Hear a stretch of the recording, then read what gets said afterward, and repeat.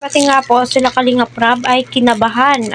Pati si Beyonce kinabahan dahil nga po kay Edu. Ay naku, muntikan na nga daw po.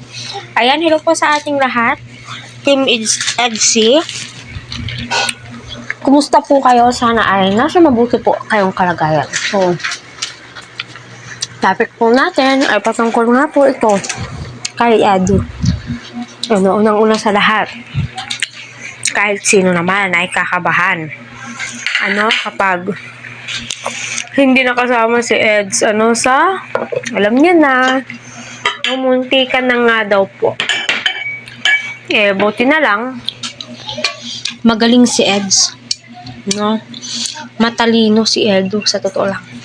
Yun po yung mga napapansin ko sa kanya, matalino po siya. May isang salita din po siya.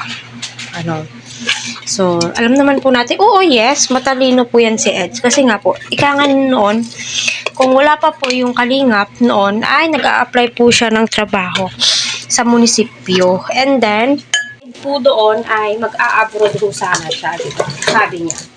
Ngunit, buti na lang, may isang Kuya Bal Santos na tubang at Kalingap Rab, na tumulong at gumabay sa kanila.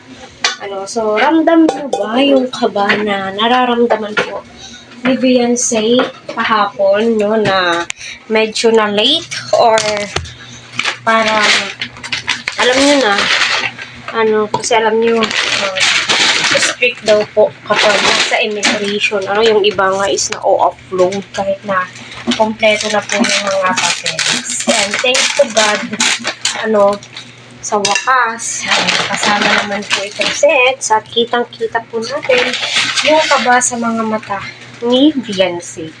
Halang halata nagbo-worried siya. Tingin siya ng tingin sa likod niya kung andyan na ba si Edu, diba?